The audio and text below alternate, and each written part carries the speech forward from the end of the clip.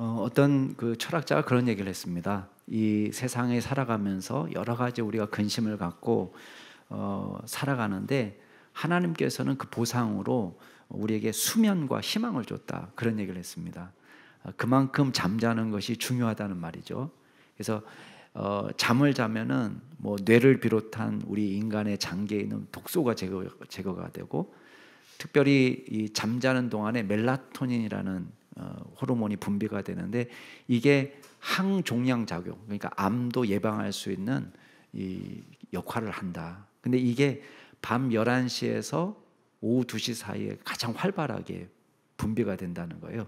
그러니까 그 시간에 잠자고 있는 것이 암을 예방하는 데도 도움이 된다, 이제 그런 말도 하고, 성장 호르몬, 애들이 잘 자라게 하는 성장 호르몬도 밤 10시에서 오전 2시 사이에 나온다는 거예요. 그러니까 그 기간에 아이들이 잘 자면 키도 쑥쑥 자라고 또 건강에도 좋고 뭐 이렇다는 거예요. 그러니까 수면이 너무 중요하고 정말 몸의 컨디션, 뇌 겉면에 있던 그 기억까지도 잠자는 동안에 해마에다가 저장이 돼가지고 장기 기억으로 변화되는 등, 수면이 우리 몸에 주는 영향은 굉장히 큽니다. 그래서 잠만 잘 자도 살 빠진다고 얘기하잖아요, 그죠? 비만, 또 심혈관 질환, 뭐 이런 모든 질병이 다 잠하고 관계가 있다. 그래서 몸이 정말 중요하다고 생각하는 사람들은 잠을 잘 자는데 모든 거를 이제 투자를 하는 거예요. 그래서 환경이 중요하다. 그래서 환경을 잘 만들어 놓으면 최적의 결과를 낳을 수 있다, 이런 믿음을 갖고 있기 때문에 어떤 분들은 이제 잠자기 위한 그 좋은 환경을 만들기 위해서 침대를 바꾸는 거예요. 그래서 스웨덴에 침대 회사가 있는데, 그 회사에서 나오는 침대는 제일 싼 게 2천만 원인 거예요. 그리고 얼마까지 있느냐면은 12억 원까지 있는 거예요, 침대 한 대. 근데 우리나라에서도 어떤 유명한 그 여가수가 그 침대를 이제 구입했다. 그래서 그분 이름으로 침대로 유명해요. 그리고 운동선수 중에서 이제 그 침대를 사는 거죠. 왜냐하면 자기 몸이 생명이니까. 그래서 잠자기 위해서 그냥 하여튼간 잠 잘 자기 위해서 뭐 억대의 침대도 아깝지 않은. 여러분 침대는 얼마짜리입니까? 예. 근데 이 빅터 프랭클이라는 그 죽음의 소용사라는 책을 쓴 오스트리아 의사가 있습니다. 유대인 의사인데, 이 사람이 이제 유대인으로서 이 히틀러 치하에서 수용소에 들어간 거 아니겠어요? 근데 인간이라는 게 환경도 중요하지만 이 몸이 비상 상황이 되면 환경을 극복한다는 걸 경험한 거예요. 자기가 의사인데 들어가서 보니까 이게 뭐 양치를 할 수가 없는 거예요. 수용소에서 양치할 칫솔도 없고, 양치를 그냥 몇 날 며칠 양치를 못 하는 거예요, 그곳에. 근데 자기가 놀라운 걸 발견한 거예요. 자, 먹는 게 시원치 않으니까 비타민 결핍이 오고, 당연히 뭐 치주염, 뭐 잇몸 질환, 이거에 시달려야 되는데, 아니 사람들이 전부 다 잇몸이 너무 건강하더라는 거예요. 그 다음에 또 놀라운 것은 수도가 꽝꽝 얼어붙으니까 이걸 세수도 못하는 거예요. 손을 씻는 건 둘째치고. 그러니까 하루 종일 흙밭에서 일을 하고, 그리고 돌아오는데 제대로 씻지도 못하는데 너무 더럽고, 옷 한 벌 가지고 그냥 몇 개월씩 입는, 누더기가 될 때까지 옷을 입고 살아가는데, 동상 걸린 거 빼고는 가벼운 찰과상 정도는요, 그것 때문에 곪지를 않더라는 거예요. 분명히 항생제 처방이 필요한데 그것 때문에 곪는 사람이 없더라. 더 놀라운 것은 밖에서 잘 때는 자기가 이제 세상에 있을 때 너무 예민해가지고 바스락거리면 깬 사람들이 있더라는 거예요. 근데 여기 들어왔는데요. 수용소 안에서는 서로 막 뒤엉켜지고 작아지고 어떤 사람이 여기 귀에다 대고 코를 드르렁드르렁 하는데도 이 사람은 세상 모르고 자더라는 거예요. 뭐 몇 억짜리 침대가 필요 없는 거예요. 그건 뭘 의미하겠어요? 하나님이 우리 몸에 갖다가 이 비상 상황에서 적응해 나갈 수 있는 그런 놀라운 신비로운 시스템을 만들어 놓은 거예요. 그래서 우리가 이렇게 생각하시면 됩니다. 우리가 무엇이든지 좋은 환경을 만들어주면 좋은 최적의 결과가 나온다. 그건 맞습니다. 그렇게 할 수가 있겠죠. 그런데 문제는 우리가 원하는 대로 최적의 환경을 만들어주지 못할 때도 많은 거예요. 그래서 우리가 자녀를 키우다 보면 여러분 폭력 프리, 절대 폭력도 없고 욕설도 없고 선생님도 매일 좋은 선생님, 편애도 하지 않는 늘 좋은 선생님, 좋은 친구들, 안정된 정서적으로 안정된 주변 환경들이 있으면 너무 좋죠. 그렇지만 여러분 우리가 애들을 키울 때 그 환경을 100% 만들어줄 수 있나요? 놀이터에서 만나는 애들이 정서적으로 늘 안정된 애들만 만나나요? 학교에서 만나는 친구들이 늘 그런가요? 이 아이를 담임하는 선생님이 항상 그런가요? 그렇지 못할 때도 너무 많다는 거예요. 그런데 우리 아이들이 잘못되나요? 그것 때문에? 아니에요. 그것 때문에 잘못되는 건 아니에요. 그러니까 우리 신앙도 마찬가지입니다. 교회도 최고의 환경, 최적의 환경이면 모든 것이 해결될 거라고 생각하지만 때로는 그렇지 못한 환경 속에서도 우리는 무엇을 봅니까? 하나님의 역사를 보는 것입니다. 오늘 말씀이 바로 그렇습니다. 여러분 오늘 말씀을 통해서 우리가 볼 수 있는 것은 이제 바울이 2차 전도 여행을 떠나는 장면이거든요. 근데 우리는 부정적인 모습을 봅니다. 교회 안에서. 그럼에도 불구하고 우리가 뭘 배울 수 있냐면 하나님의 역사를 발견하는 거예요. 오늘 말씀에서 우리가 세 가지를 볼 텐데 첫 번째는 사람의 실수와 하나님의 만회예요. 두 번째 우리가 볼 것은 믿음은 하나님의 결실이다.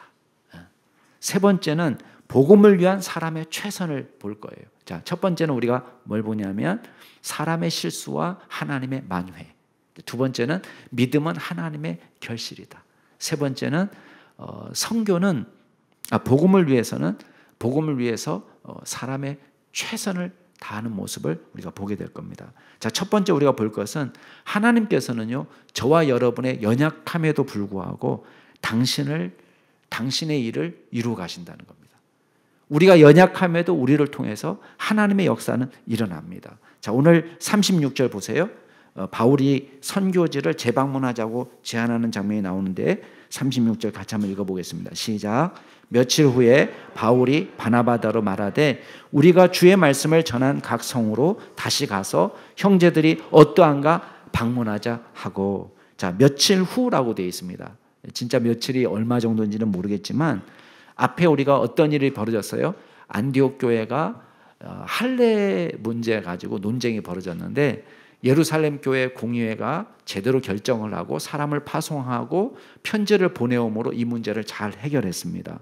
그래서 바울과 바나바가 말씀을 가르치고 또 예루살렘 교회에서 왔던 유다와 실라가 안디옥 교회에서 말씀을 가르치면서 교회가 안정되고 또 숫자적으로도 부흥하는 놀라운 은혜가 일어났습니다. 이제 모든 것이 다 해결되어서 평안할 때입니다. 자, 그럼에도 불구하고 어떤 일이 벌어졌느냐? 지금 제안하는데 우리가 주의 말씀을 전한 각 성으로 다시 가서 형제들이 어떠한가 방문하자. 한마디로 말하면 뭐겠어요? 우리가 1차 전도 여행 때 세웠던 교회를 우리가 다시 한번 재방문해서 그들의 신앙을 점검해 보자. 이렇게 제안한 겁니다. 여러분, 선교지 재방문 그리고 그곳에서 신앙을 점검하는 행위를 우리는 양육이라고 볼 수 있습니다. 양육. 그러니까 두 가지 사역이 다 중요합니다. 하나는 뭐냐면 전도. 예수 믿지 않는 사람을 믿게 만드는 전도 사역도 굉장히 중요해요. 근데 교회가 힘써야 될 사역 중에 하나는 뭐냐면 믿고 있는 사람의 신앙을 강화시켜주는 양육도 굉장히 중요한 사역입니다. 지금 그걸 하자는 것입니다. 바울은 이거를 균형 있게 사역을 합니다. 우리 한국 교회도 이 사역을 우리가 병행해야 돼. 잘 병행해야 됩니다. 만약에 우리가 새로 전도되는 사람이 없이 계속 수평 이동만 있다. 그것도 건강하지 않은 거죠. 전도를 해서 새로 예수 믿지 않던 사람이 믿는 일이 벌어지는 것 굉장히 중요한 사역입니다. 근데 동시에 제대로 믿도록 양육하는 것도 굉장히 중요한 사역이에요. 그래서 바울이 데살로니가 교회에 편지할 때 이런 얘기합니다. 내가 유모처럼, 여기서 유모라는 것은 돈 주고 사와서 젖을 먹이도록 고용된 사람을 말하는 게 아닙니다. 여기서 유모라는 표현을 썼지만은 젖먹이를 기르는 엄마라는 의미로 쓰면 돼요. 그냥 엄마가 자기 자녀에게 젖을 주는 것처럼 내가 데살로니가 교회의 성도들을 돌봤다. 이렇게 얘기합니다. 그리고 아버지가 자기 자녀에게 하듯 권면하고 위로했다. 이렇게 말합니다. 이게 양육입니다. 양육사역. 그래서 엄마가 젖을 주는 것처럼 아빠가 위로하고 권면하는 것처럼 해서 목적은 뭐냐? 예수 믿는 사람답게 합당하게 생활하도록. 그래서 우리 교회도 이 두 가지 사역을 놓치면 안 돼요. 특별히 여기서 지금 재양육, 우리 한국 교회가 지금 시급하게 힘써야 될 사역 중에 하나가 뭐냐면 예수 믿다가 낙심해서 떨어진 사람들을 재복음하는 사역이 굉장히 중요한 과제가 되었습니다. 지금 통계로는 코로나 이후로 교회에 다니던 사람들이 교회를 떠난 비율을 어떤 분은 30%다, 어떤 분은 40%까지 보고 있습니다. 그러니까 그만큼 지금 낙심돼서 떠난 분들이 많이 생긴 거예요. 근데 그 이유는 히브리서 6장 말씀에 보면 그런 말이 있습니다. 한 번 빛을 받고 하늘의 은사를 맛보고 성령에 참여한 바가 되고 하나님의 선한 말씀과 내세의 능력을 맛보고도 타락한 자들은 다시 새롭게 하여 회개하게 할 수 없나니. 이 문제가 굉장히 심각하다는 거예요. 자, 교회 와서 은사도 일어나는 것을 보았어요. 하나님의 말씀을 듣고 말씀에 은혜 받은 것처럼 보였어요. 그럼에도 불구하고 이 사람들이 타락했다라는 것은 단순한 윤리적 타락을 말하는 게 아닙니다. 신앙에서 떠난 사람을 말하는 거예요. 그러니까 이런 사람들을 성경에 뭐라고 얘기하냐면 하나님의 아들을 다시 십자가에 못 박아 드러내놓고 모욕하는 행위다. 이렇게 얘기합니다. 왜 그러냐? 십자가의 은혜가 이 사람들한테 중요하지 않은 거예요. 그러니까 교회 겨우 다니고 있었다가 이제 신앙이 자기한테도 와닿지도 않고 내 마음에 부딪혀오지도 않고 내가 예수 믿고 구원받았다는 것도 깊이 깨닫지 못하고 그냥 교회 왔다 갔다 하는 상태를 말하는 거예요. 이제 그런 상태로 있던 사람들은 신앙의 본질을 모르는 거죠. 아직 회심한 경험도 없는 사람들은 배도하기가 쉽다는 거예요. 이제 이런 사람들이 한국 교회에 사실은 많이 있었어요. 그래서 재복음하죠. 복음하는데 우리가 재복음하라고 말하는 것은 교회에 왔는데 은혜 받지 못하고 복음의 비밀을 깨닫지 못한 사람들을 다시 제대로 복음에 사로잡힌 사람으로 만드는 거. 그 사역을 지금 바울이 하겠다는 거예요. 그리고 이미 예수 믿고 있는 사람들, 잘 믿고 있는 사람들을 더 잘 믿도록 하는 사역을 지금 하겠다는 거예요. 자, 이 바울에게서 우리가 배울 수 있는 게 뭡니까? 일단은 바울 개인적으로는 지금 너무 좋은 상태예요. 왜? 안디옥 교회 목회 평안해요. 지난번에 거짓 교사들이 와가지고 바울을 공격하고 바나바를 공격했던 그런 일들이 다 해결됐습니다. 그러니까 개인적으로는 너무 안정되고 목회 너무 잘 되고 있고 갈등과 분열이 없이 교회는 너무 평안하고 다 잘 되고 있어요. 그러니까 바울은 그냥 여기서 이 열매를 누리고 즐기기만 하면 됩니다. 근데 어떻게 하는 거예요? 새로운 사역지로 떠나가는 거예요. 왜 그런 거죠? 왜 그렇게 하는 겁니까? 하나님의 부르심을 따라서 복음을 위해서 헌신하고 수고하는 삶을 살아가는 것입니다.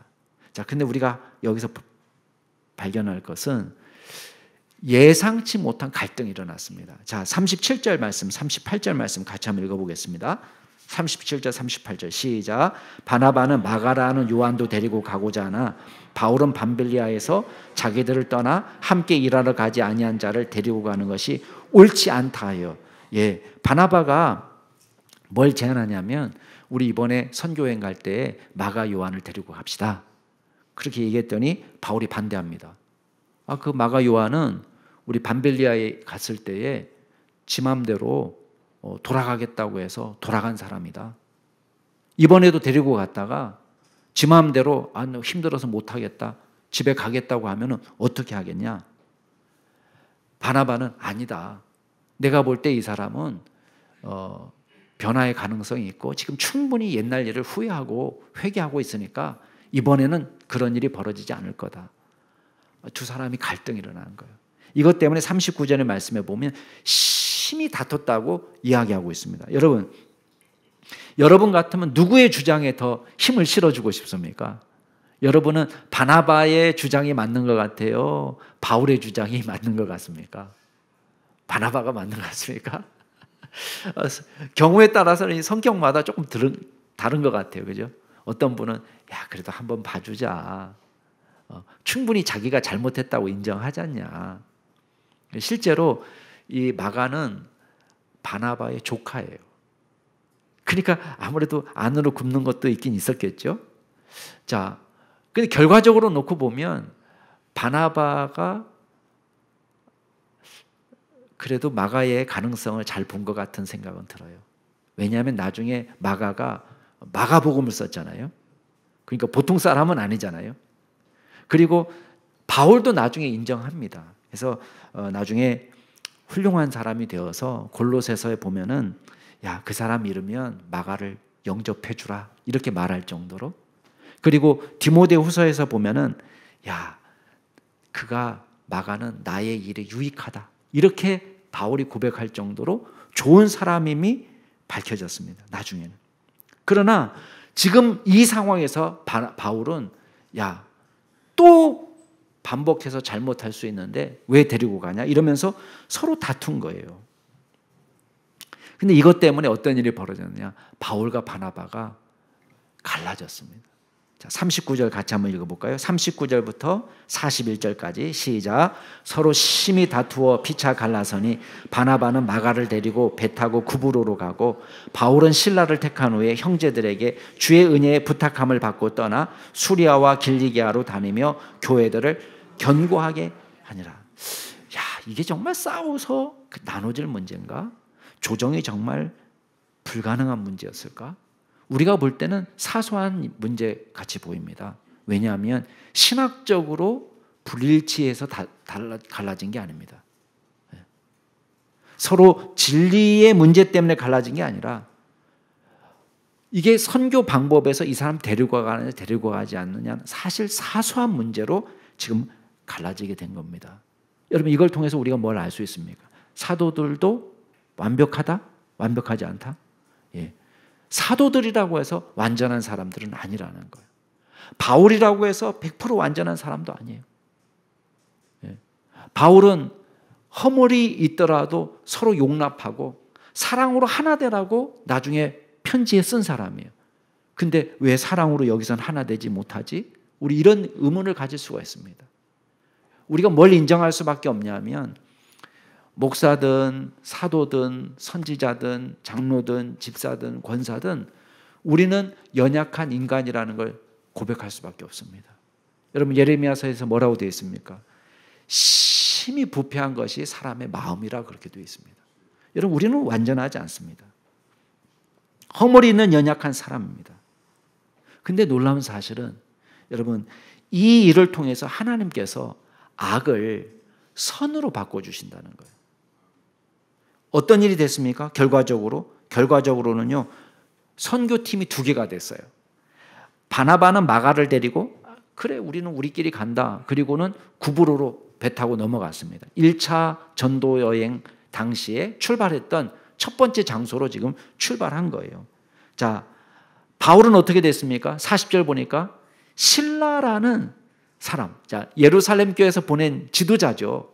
이 실라를 택해서 또 다른 선교팀이 꾸려진 거예요.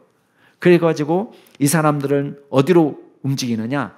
육로로 움직입니다. 그래서 길리기아로 넘어가서 수리아, 그 다음에 길리기아, 그 다음에 더베, 루스라, 또 이고니온, 비시디안, 안디옥 이런 식으로 갈라디아 지역으로 넘어갔습니다. 여러분 이 선교팀이 구성되면서 우리가 주목할 건 뭐예요? 어떤 일이 벌어졌느냐? 일단은 안디옥 교회와 예루살렘 교회 지도자가 연합해서 한 선교팀이 꾸려진 거예요. 그러니까 이 이방인 선교를 위해서 어떤 의미에서는 예루살렘 교회 지도자가 지금 같이 연합해서 일을 시작하게 된 겁니다. 그리고 바울과 실라는요, 감사하게도 이방인 선교에 최적화된 인물이에요. 왜냐하면 둘 다 유대인이면서도 로마 시민권자예요. 그리고 둘 다 헬라어에 능통했습니다. 그러니까 이 사람들을 통해서 선교가 더 힘을 받아서 더 효과적으로 일을 하게 된 것입니다. 41절 말씀에 한번 보세요. 거기 보니까 수리아, 길리기아로 다니면서 어떻게 됐다는 거예요? 교회들을 견고하게 됐다는 것입니다. 결과는 좋은 겁니까? 나쁜 겁니까? 좋게 됐어요. 자, 이 말씀을 통해서 우리가 생각해 보세요. 물론 우리는 이걸 기억해야 됩니다. 결과가 우리의 잘못을 다 무마시켜 주는 건 아닙니다. 결과가 우리의 죄를 정당화시켜 주는 건 아닙니다. 우리의 연약함이 그냥 노출됐습니다. 우리의 힘은 부족하고 우리의 힘은 약하고 우리는 온전하지 못하고 도덕적으로 깨끗하지 못하지만 하나님께서 어떻게 하셨다는 거예요? 이 연약함에도 불구하고 이 연약한 사람들을 통해서 당신의 일을 이루어 가신다는 것입니다. 이게 선교입니다. 여러분 우리는 선교를 할 때에 우리가 완벽하기 때문에 환경이 최적화되어 있기 때문에 일을 하는 게 아닙니다. 여전히 부족하고 모자라지만 하나님께서 우리를 통해서 일하신다는 것입니다. 그래서 우리가 일할 때는 항상 두 가지를 경계해야 됩니다. 하나는 절망을 경계해야 돼요. 야, 망했다. 끝장났다. 이런 식으로 하면 안 된다. 이게 절망이에요. 그러나 우리가 연약한 환경 속에서도 무엇을 기억하냐면 우리는 부족하지만 주님이 강하시다. 주님이 함께 하신다. 주님이 도우신다는 믿음을 가져야 되겠습니다. 우리는 더러 실수합니다. 넘어지기도 합니다. 그렇지만 부족함에도 불구하고 우리를 통해서 하나님의 역사가 일어나는 것입니다. 절망을 경계하신다. 두 번째 우리가 경계할 게 있습니다. 그게 뭐냐면 교만도 경계해야 돼요. 여러분 우리가 결과적으로 잘 됐기 때문에 내가 잘했어. 내가 옳았어. 이렇게 하면 안 돼요. 여러분 바울이 거 봐. 내 말대로 하니까 맞잖아. 실라를 데리고 떠나는 게 맞아. 요한 데리고 마가 요한 데리고 오지 않은 게 훨씬 잘했어. 이렇게 생각해도 안 되는 거예요. 왜? 하나님께서는 지금 보고하지 않지만 구브로로 떠난 바나바와 마가 요한을 통해서 어떤 일이 벌어졌는지 우리는 모릅니다. 그게 반드시 옳다 나쁘다 이렇게 말하면 안 돼요. 그래서 우리는 결과만 보고 야 내가 옳았다. 모든 것이 무마되는 것이 아닙니다. 우리는 연약하지만 부족하지만 실수했지만 잘못했지만 그럼에도 불구하고 우리를 사용해 주시는 하나님의 은혜에 늘 감사하는 믿음의 종이 될 수 있기를 주의 이름으로 축복합니다. 두 번째 기억할 게 있습니다. 여러분 전도와 선교에서는 하나님의 결실이 나타난다는 거예요. 우리가 한 게 아닙니다. 여러분 씨를 뿌리는 사람은 예상치 못한 곳에서 하나님의 결실을 만나게 됩니다. 하나님의 준비를 보게 됩니다. 여러분 16장 1절로 한번 가보세요. 16장 1절 같이 한번 읽어보겠습니다. 시작. 바울이 더베와 루스드라에도 이르니 거기 디모데라 하는 제자가 있으니 그 어머니는 믿는 유대 여자요 아버지는 헬라인이라. 자, 더베를 지나서 루스드라를 방문하고 있습니다. 여러분 쉬운 결정 같습니까? 쉬운 결정 아닙니다. 여러분 루스드라를 왜 갑니까? 바울이 그곳에서 돌에 맞아 죽을 뻔한 장소입니다. 여러분 같으면 나를 돌로 쳐 죽이려던 사람이 있던 곳으로 가고 싶겠습니까? 별로 가고 싶지 않은 장소예요. 그러나 바울은요 사명으로 움직이는 것이지 내가 가고 싶다 가고 싶지 않다로 결정하는 게 아니에요. 트라우마가 있겠지만 바울은 그곳으로 향했습니다. 근데 놀라운 사실이 있습니다. 그곳에 누구를 발견했느냐? 디모데를 발견한 겁니다. 디모데. 근데 여러분 보세요. 디모데를 뭐라고 부르고 있습니까? 제자라고 부르고 있습니다. 제자. 여러분 여기서 제자는 사도행전에서 제자는 예수님의 제자는 누구를 말하느냐? 바른 신앙과 바른 헌신을 보여준 제대로 된 크리스찬을 말하는 거예요. 엉성한 크리스찬 아닙니다. 제대로 된 크리스찬을 말할 때 제자라는 말을 씁니다. 근데 이 사람은 아버지가 헬라인인데 어머니는 어떤 사람이에요? 믿는 유대 여자라고 얘기하고 있습니다. 여기서 믿는다는 표현을 형용사를 썼는데 유대인으로서의 신실한 그런 뜻이 아니라 크리스찬으로서의 신실함을 뜻하는 거예요. 기독교 신앙. 왜? 디모데 후서에 보면은 디모데를 일컬어서 바울이 이렇게 얘기합니다. 네 속에 거짓이 없는 믿음이 있음을 내가 생각하는데 이 믿음은 너에게서 시작된 게 아니라 너의 할머니, 외할머니 로이스 그리고 너의 어머니 유니게 속에 있던 신앙이고 지금 내 속에서도 그 신앙이 있는 줄을 확신하고 있다. 이렇게 얘기합니다. 쉽게 말하면 어떤 일이 벌어진 거예요? 바울이 루스트라에 가서 전도했어요. 복음을 전할 때에 물론 디모데도 직접 바울의 메시지를 듣고 예수를 믿었을 가능성이 있지만 바울의 표현대로라면 지금 이 신앙이 누구한테서 먼저 싹튼 거예요? 외할머니와 어머니가 그 루스트라 전도할 때 믿었다는 거예요. 그리고 이 외할머니와 어머니의 신앙이 어디로 전수된 거예요? 디모데에게 전수가 돼서요. 그래서 지금 몇 년의 시간이 지났는지는 우리 정확하게 모릅니다. 스토트가 볼 때는 존 스토트가 볼 때는 한 5년의 세월이 지났다라고 이야기하고 또 다른 톰 라이트라는 사람이 볼 때는 한 3년에서 4년 정도의 시간의 간격이 있다라고 보는 거예요. 근데 문제는 뭐냐면 이 기간 동안에 5년이든 3년이든 4년이든 간에 이 기간 동안에 바울은 뭐 했습니까? 바울은 없었어요. 여기 루스트라에 없었습니다. 그냥 루스트라에서 복음을 전하고 떠났을 뿐이에요. 근데 지금 5년이라는 세월이 지나가지고 그곳에 가봤더니 거기에 누가 있는 거예요? 제자 디모데가 있는 거예요. 여러분 이거는 누구의 역사입니까? 어떻게 이런 인물이 가능합니까? 여러분 이거는 인간의 역사라고 말할 수 없습니다. 성령님께서 이 사람을 통해서 역사하고 이 사람 안에서 일하시니까 5년이 지나는 동안에 바울은 아무 영향을 끼칠 수 없었음에도 불구하고 바나바가 아무 영향을 끼칠 수 없었음에도 불구하고 위대한 하나님의 종이 나오게 된 것입니다. 이게 성령의 역사예요. 여러분 이거를 가지고 야 내가 잘했다 이렇게 말할 수 있나요? 아닙니다. 성령께서 하시는 겁니다. 여러분 제가 신학을 공부할 때도 마찬가지입니다. 어렸을 때 누가 야 넌 커서 목사가 되면 좋겠다 이렇게 말해준 사람이 없습니다. 야, 넌 신학을 하면 좋겠다. 그렇게 말해준 사람이 없습니다. 저를 신학을 시키기 위해서 교회가 특별 관리한 것도 아닙니다. 근데 어떤 일이 벌어지는 겁니까? 성령께서 우리 가운데 역사하시면 하나님께서 한 사람 한 사람을 바꾸어 나가시는 거예요. 그래서 우리는 그 결실을 보면서 하나님을 찬양하게 되고 주님의 역사라는 고백을 하게 되는 것입니다. 반대로 저는요 신학하겠다는 사람 오면은요 일단은 말리고 봅니다. 하지 마라. 신학하지 마라. 그러면 덜어 하는 사람 생기고 안 하는 사람 생깁니다.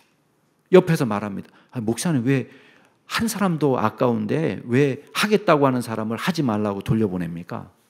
어떻게든 부추겨가지고 잘 꼬셔가지고 하게 만들어야지.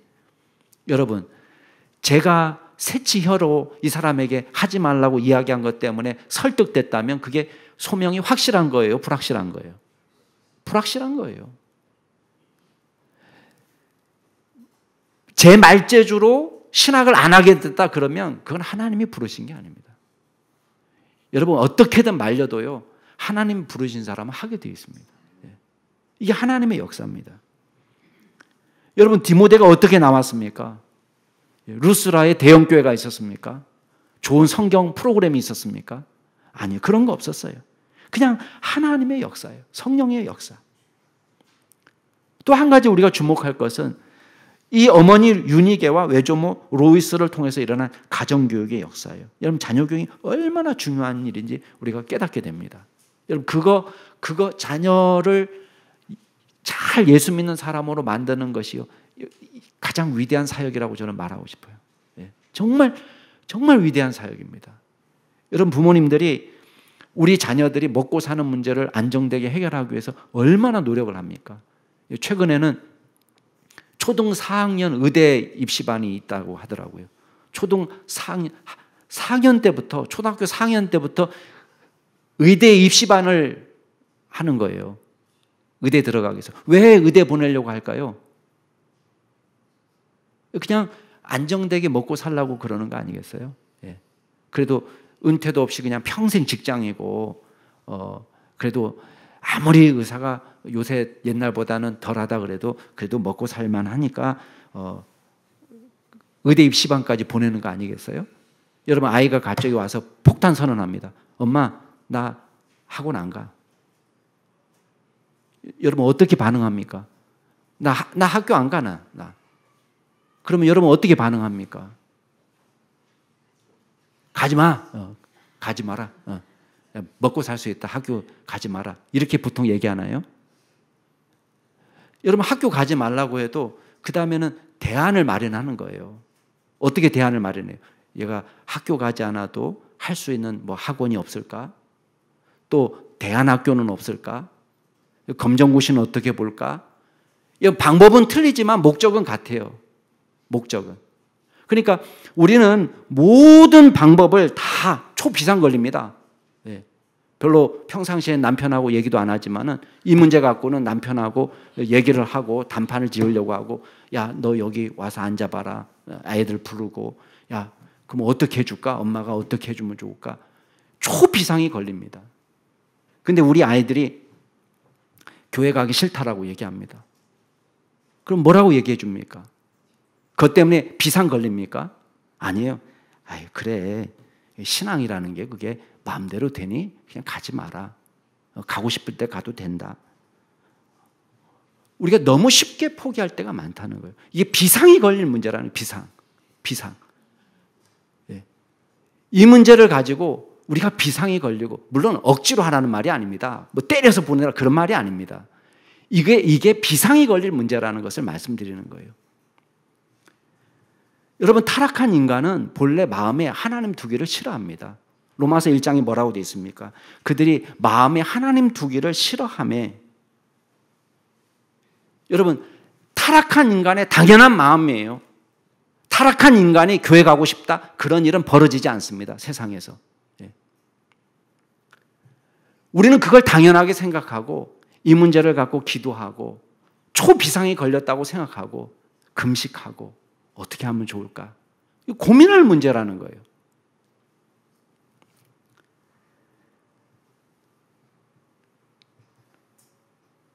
여러분의 기도로 위대한 하나님의 일꾼을 양육할 수 있다는 것을 생각하세요. 여러분이 기도해서 여러분을 통해서 바울도 나올 수 있고, 여러분을 통해서 디모데도 나올 수 있고, 우리가 키우는 이 자녀가 하나님의 일꾼이 될 수 있다는 것을 우리가 기억해야 됩니다.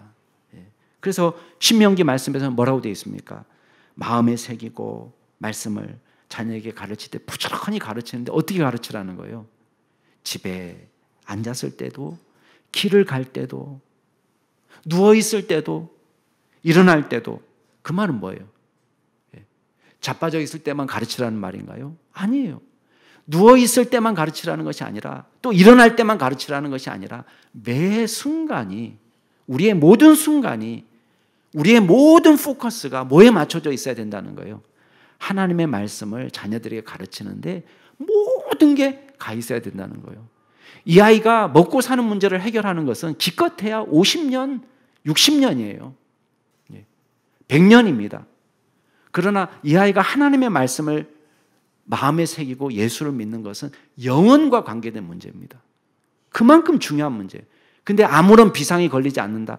그러면요, 그게 이상한 겁니다. 우리 도대체 뭘 믿고 사는 사람이냐?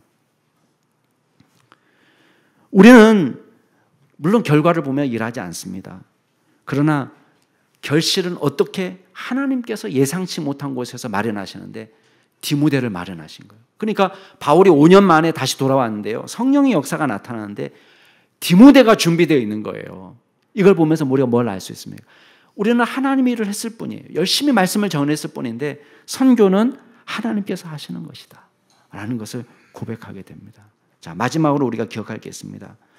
마지막으로 선교를 위해서 할 수 있는 우리의 최선을 다하자는 것입니다. 우리는 모든 것을 다해야 돼요. 여러분, 바울은 디모데를 발견하고 선교를 위해서 필요한 일꾼이라는 걸 알아봤습니다.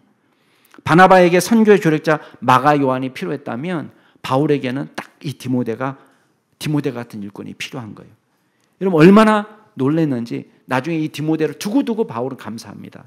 심지어는 내 아들이라고 부르고요, 내 사랑하는 신실한 아들이라고 부르고 믿음 안에서 참 아들된 디모데라고 부릅니다. 나의 동역자라고도 부르고 그리스도의 복음을 전하는 하나님의 일꾼이라고도 말합니다. 그만큼 디모데를 사랑하고 신뢰했습니다. 근데 오늘 말씀에 보면 디모데를 위해서 한 가지 작업을 합니다. 자, 3절 같이 한번 읽어보겠습니다. 시작. 바울이 그를 데리고 떠나고자 할새 그 지역에 있는 유대인으로 말미암아 그를 데려다가 할례를 행하니 이는 그 사람들이 그의 아버지는 헬라인인 줄 다 알미러라. 놀라운 모습을 발견합니다. 예상 외예요. 왜냐하면 지금 안디옥 교회와 예루살렘 교회가 왔다 갔다 하면서 수많은 작업을 한 것이 뭐였냐면 구원의 조건으로서 할례를 행해서는 안 된다, 이방인들에게. 그거 얘기한 거예요. 근데 오늘 말씀해 보니까 디모데를 데려다가 할례를 받게 했어요. 이건 뭐야, 이거? 이거는 바울이 말 따로 행동 따로 한 건가? 아니에요. 자, 바울이 이렇게 한 이유가 있습니다. 자, 일단 우리가 뭘 알아야 되냐면 이방인에게 구원의 조건으로 할례를 주는 것은 바울이 철저하게 금합니다. 나중에 갈라디아에서도 고백하기를 이방인 디도랑 같이 동역할 때 디도에게 할례를 주지 않았다는 거예요. 그러면 목사님, 왜 디모데한테는 할례를 줬습니까? 다른 게 아니라 디모데는 유대인 혈통을 가진 사람이에요. 엄마가 유대인이에요. 그럼 유대인 전통에서는 엄마가 유대인이면 유대인이에요.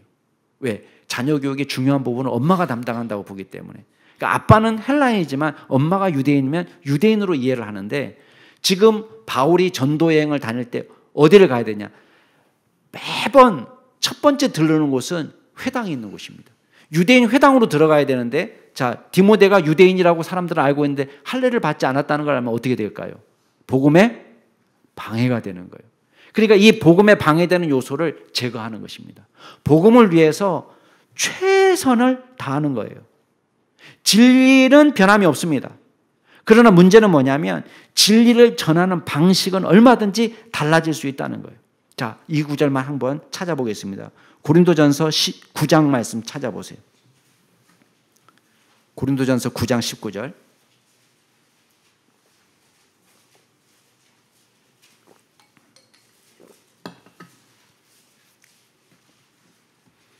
바울이 평생 사역하면서 원칙을 세워놨는데, 기준은 복음을 전하는데 방해가 되는 모든 방해거리들은 제거하는 거예요.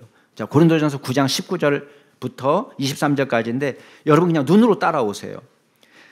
바울은 자기가 자유롭게 행할 수 있다고 말합니다. 그렇지만 자기가 자유인으로 모든 것을 누릴 수 있지만 모든 사람에게 종처럼 살았다. 그 이유는 더 많은 사람을 전도하기 위해서, 얻기 위해서. 그래서 유대인들에게는 내가 유대인처럼 행동했다는 거예요. 복음에 저촉되지 않는 한. 그러니까 지금 디모데에게 할례를 준 것은 뭐예요? 유대인들 만날 때에 걸림돌이 되지 않도록, 할례를 받지 않은 이방인과 유대인들은 접촉하기를 꺼리는 거예요. 아니, 접촉을 해야 전도할 거 아니에요. 만나줘야 될 거 아니에요. 같이 식사를 할 수 있어야 될 거 아니에요. 근데 만나주지 않으면 전도가 됩니까? 그러니까 디모데가 유대인들을 만나서 전도할 때 아무런 거리낌이 없도록 할례를 주는 거예요. 자, 율법 아래에 있는 자들에게는 내가 율법 아래에 있지 아니하지만 율법 아래에 있는 자처럼, 예를 들면은 율법으로는 유대인들은 돼지고기를 먹지 않아요. 근데 유대인 앞에서 돼지고기 싸놓고 돼지고기 먹어가면서 전도할 수 있겠어요? 이걸 말하는 거예요. 그 다음에 율법 없는 사람에게는 내가 율법 없는 자가 아니지만 하나님의 말씀을 존중하고 그리스도의 율법 아래 있지만 사소한 부분에 있어서는 율법 없는 자처럼 행동했다는 거예요. 다른 사람들이 볼 때 너 유대인 아니야? 이렇게 해도 유대인으로서 얼마든지 이방인과 만날 때에 먹는 문제 갖고 거리낌이 없도록 했다는 거예요. 또 이슬람 지역에 가서 전도하는데 우리는 그리스도의 율법 안에 있기 때문에 히잡을 쓰지 않아도 됩니다, 여자들이. 근데 우리나라 선교사들이 이슬람 지역에 가서 선교할 때에 히잡을 두릅니다. 왜 그렇죠? 우리는 그리스도 안에서 자유인이기 때문에 이걸 두르지 않아도 되지만, 그러나 이분들을 만나서 전도할 때는 히잡을 둘러야 된다는 거예요. 여자도. 이걸 말하는 거예요. 이슬람 사람들을 만나는데 돼지고기 먹으면서 전도하기가 어렵다는 거예요. 그래서 그 사람들에게 사소한 문화적인 문제는 맞춰주는 거예요. 무엇을 위해서? 복음을 위해서. 이게 우리의 최선인 것입니다. 그래서 23절에 보면 내가 복음을 위하여 모든 것을 행할 수 있다. 왜? 복음에 참여하기 위해서. 여러분, 안동에 제가 내려갔는데요. 안동은 양반 가문, 양반 고을이잖아요. 목사님하고 만나서 얘기하는데 원로 목사님을 이야기할 때 그냥 우리 누구 목사님 이렇게 하잖아요. 보통은. 여러분 뭐라고 얘기합니까? 그냥 안성동 목사 이렇게 얘기하잖아요. 근데 이 안동에서 숨 막혀서 얘기를 못 하겠는 거예요. 저기 우리 안 성자 덕자 목사님은 막 이러고 있는 거예요. 말끝마다 막 안 성자 덕자면 너무 답답하니까 그냥 안 목사님 이렇게 해도 될 것 같아요. 근데 안 성자 덕자 목사님 뭐 이러고 있으니까 막 마음이 답답해가지고 막 얘기를 못 하겠는데, 이게 안동의 법칙이랍니다. 이걸 안 하면 완전히 싼 것으로 생각하니까 전도가 안 되는 거예요. 그러니까 그러고 계신 거예요. 이 목사님은 서울 분이에요. 근데 안동에 내려가서 그러시는 거예요. 그래서 제가 이런 거예요. 아무것도 아니잖아요. 물론 우리 같은 사람은 막 답답해가지고 막 숨이 넘어가려고 하는데, 이분들은 또 수염 이렇게 하면서 이렇게 얘기를 해줘야지 복음이 전달되는 거예요. 이런 겁니다. 이게 최선인 거예요. 자, 모든 것을 다 갖춰놓고 전도하는데 4절 5절 같이 한번, 자, 사도행전 16장으로 오세요. 사도행전 16장 4절 5절 같이 읽겠습니다. 시작. 여러 선으로 다녀갈 때에 예루살렘에 있는 사도와 장로들이 작정한 규례를 그들에게 주어 지키게 하니 이에 여러 교회가 믿음이 더 굳건해지고 수가 날마다 늘어가니라. 최선을 다해서 인간이 우리가 할 수 있는, 복음을 위해서 할 수 있는 모든 최선을 다해서 준비했을 때 하나님이 어떻게 역사하시고 있습니까? 예루살렘에 사는 사도와 장로들이 작정한 규례를 전달해주고 하나님의 말씀을 가르쳐주니까 여러 교회가 믿음이 더 굳건해지고 내적으로 성장하는 것이고 그 수가 날마다 늘어간다. 영적으로 양적으로도 성장하고 있다는 것입니다. 우리 사랑하는 우리 중심교회 성도 여러분, 바울의 2차 전도 여행을 시작을 보고 있습니다. 여러분, 바울이 실수도 합니다. 바나바와 다투고 갈등하고 갈라지기도 했습니다. 연약함으로 시작했습니다. 그러나 그럼에도 불구하고 우리는 부족하지만 하나님께서 역사합니다. 우리의 힘은 부족하나 주님의 권능을 믿으시기 바랍니다. 우리의 모습을 보면 실망하기 쉽습니다. 그러나 하나님께서 우리의 연약함에도 불구하고 사용하시는 놀라운 사실을 보시며 찬양하시기 바랍니다. 합력하여 선을 이루시는 하나님을 바라보세요. 완벽한 환경이 좋은 결과를 가져오는 게 아닙니다. 우리가 통제할 수 없는 환경이 대부분입니다. 우리가 미칠 수 없는, 우리의 손길이 미칠 수 없는 장소가 태반입니다. 그러나 성령께서 디모데 같은 위대한 사람을 마련해 놓으셨습니다. 씨를 뿌리는 수고를 우리는 합니다. 그러나 결실하게 하시는 분은 하나님이시라는 것을 믿으시기 바랍니다. 우리는 그저 우리의 최선을 다할 뿐입니다. 그러나 그 결과는 하나님께서 책임져 주십니다. 우리의 가정도, 우리의 직장도, 우리의 사업도 마찬가지입니다. 우리는 그냥 우리의 할 수 있는 일을 할 뿐입니다. 그러나 그 넘어 역사하시는 하나님의 손길이 저와 여러분의 일들을 통해서 결실하게 하실 줄 믿으시기 바랍니다. 같이 한번 기도하겠습니다. 이 시간 기도하실 때에 우리의 연약함에도 불구하고 일하시는 하나님을 우리가 믿고 주님 앞에 내어 맡기는 믿음의 종으로 살기를 다짐하면서 오늘 말씀을 생각하시면서 함께 통성으로 기도하시겠습니다.